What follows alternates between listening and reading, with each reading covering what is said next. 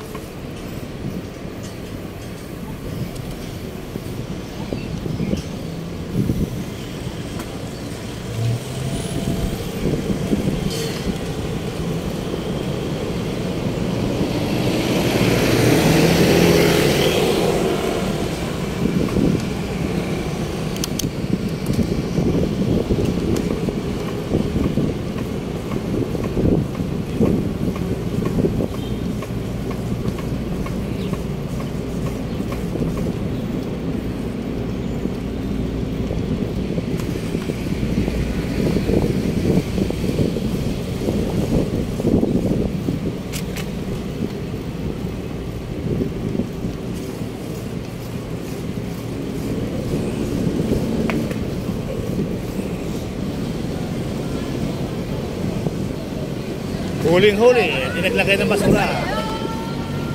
Tinapon lang, inainan.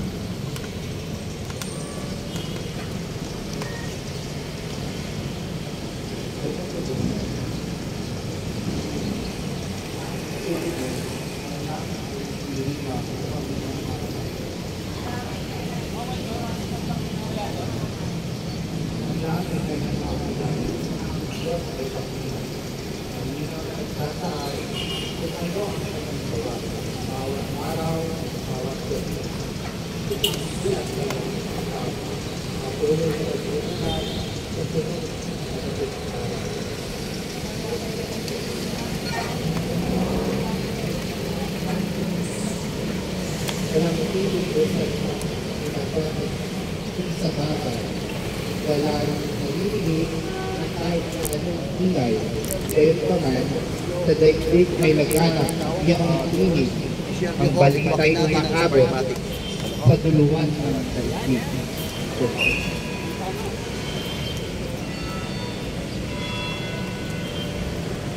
Alleluia, Alleluia. Buhay ang salita ng Diyos, ganap nitong nakatulos.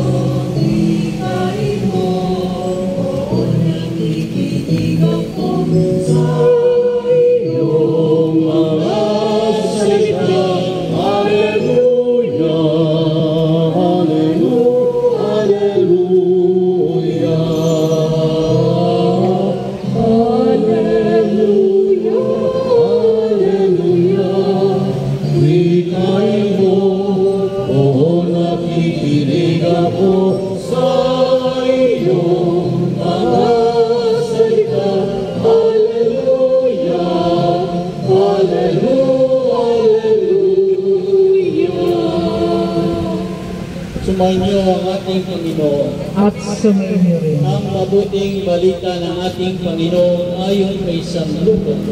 Papuri sa iyo, Panginoon. Noong panahon iyon, pagkatapos magsalita ni Jesus, siya ay nanyayahan ng isang pariseo upang kumain. Kaya pumunta siya sa bahay nito. Pagtulog sa hapag, nagtaka ang pariseo nang makita niyang kumain si Jesus nang hindi muna naghuhugas ng kamay. Sinabi sa kanya ng Panginoon, kayong mga pariseo, hinuhugasan ninyo ang labas ng kasa at ng pinggan. Ngunit ang loob ninyo'y punong-puno ng kasakiman at kasamaan. Mga hangad, hindi ba't ang may likha ng labas ang siya rin may likha ng loob? Ngunit, ipamahagi muna ninyo sa mga dukha ang mga laman ng mga sisidlan at magiging malinis ang lahat ng bagay para sa inyo. Ito po ang mabuting balita ng ating Panginoon. Pinupuri ka namin, Panginoong Jesucristo. Sa gitna tayo magdilay, napakaganda po ng mensahe ng balita sa atin ng ating Panginoon. Tungkol po sa huwag na pariseo, ang magpapakitang tao, ang siya pinamumuhian ng ating mahal na Panginoon. Sapagkat nagpinunan siya ng isang pariseo na siya'y kumakain na hindi naghuhugas ng kamay. Sinabi niya, kayong mga pariseo, para kayong mga libingan na maganda sa panlabas, maganda ang anyo sa pagkakapintura sa labas. Ngunit sa loob ay pure ng katulugan.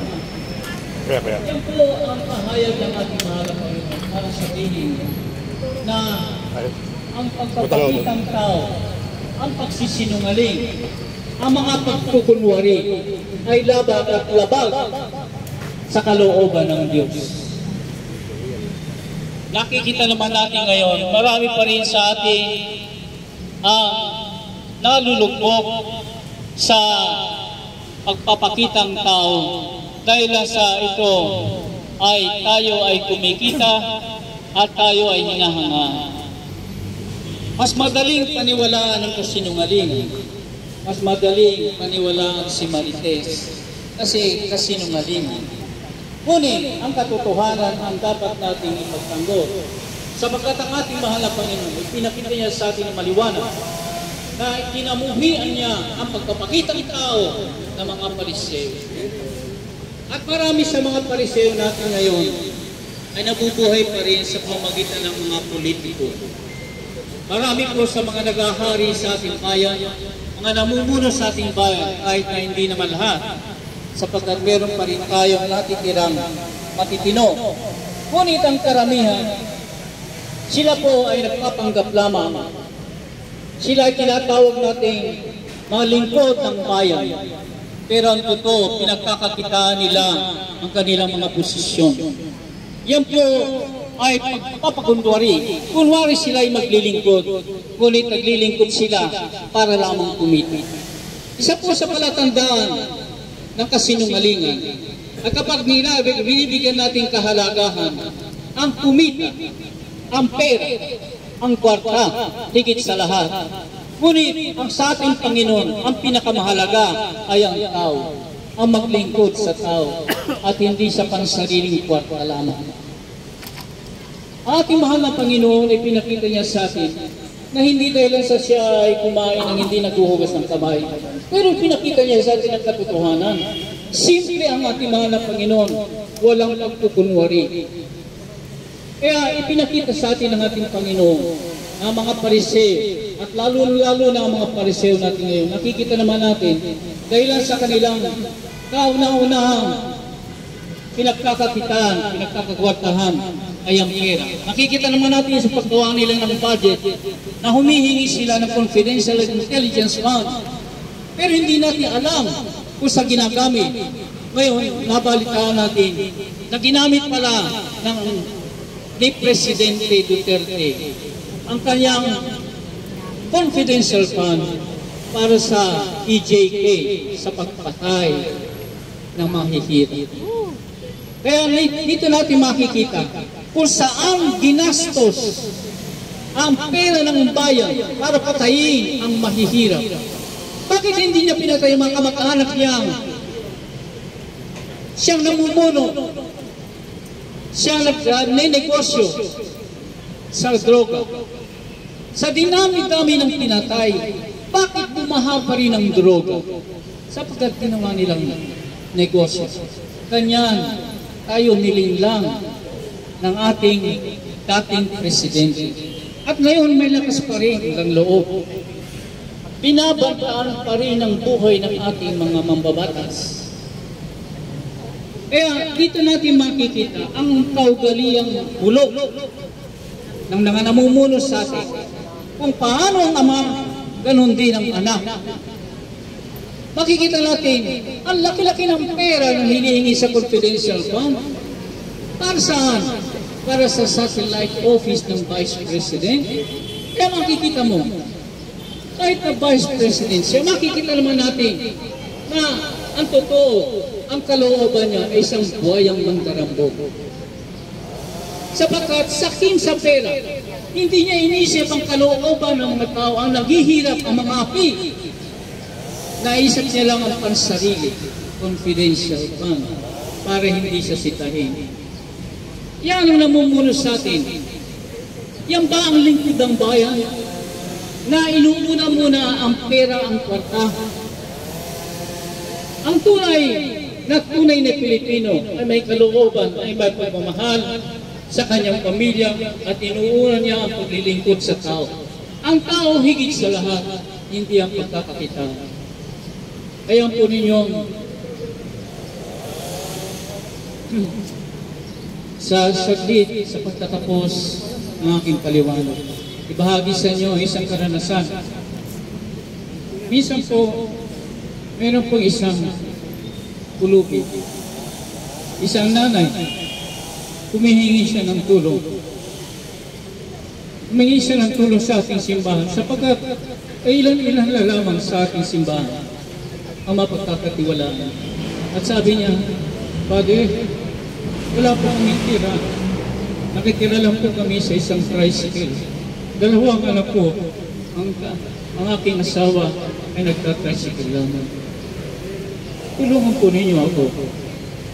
Nang habang kinikwento niya ang kanyang buhay, sabi niya, alam niyo po, Padre, meron pong isang mayaman na kagustuhan po niya na tulungan ako.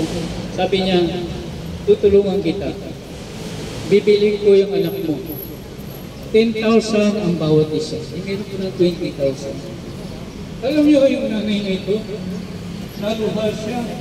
At sabi niya, sa aking pagkabata, naranasan ko na ang mamulila. Wala akong ama, wala akong ina. Kaya ginawa ko sa Diyos na kailanman hindi ko iwasan na natin. Hindi ko sila ipagpipila. Kahit na ako'y nagturusa, hindi ko ipagpipila natin. Ipagpipila natin. Ang isang mahirap, kahit na siya ay sinasakal, kahit na siya ay nagigipit. Ganun pa man, hindi niya pinagpipila kanyang anak. Kaya ba ang mga politiko natin ang nalamunan sa bansa natin? At inamin ko naman pinatay na mahihirap, yan natin makikita. Hindi ang anak, hindi ang Pilipino, hindi ang tao ang kanyang panguna ibili ng anak. Ang tunay na mahirap ay damdamin sa kanyang kapwa at kanyang anak, sa kanyang kinabukas. Kaya sikapin po natin mga kapatid, na huwag tayo magpasuhol, huwag tayo humingi ng pera sa tayo para magsinungaling, para gawin ang paggustuhan nila. Yan po ang sumisira sa atin. Sapagkat tayo nagpapasuhol na sisilang nabubulag tayo sa pera. Huwag kalalahanin natin. Ang higit sa lahat ng mahal na para sa atin ay ating mga anak, ating mga mahal sa buhay, ang tao higit sa lahat. Tayo po ay tinatawagan ng ating mahal na Panginoon.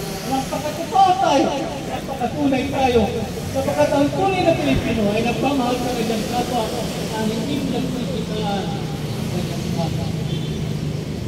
Tayo po ito madalanan sa mga ito. Maniniwalagan ang mga nagpupuno sa atin para hindi tayo sukulan at para hindi kami ng pera ng bayan para ibulit tayo sa aman. Sikapin po natin na sa ating tunay na pagkakataon bilang karangalan at karangalan, ipagtanggol natin ang pagkatao ng Pilipino.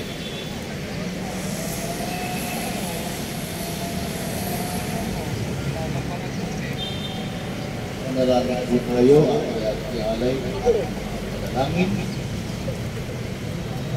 sa misa.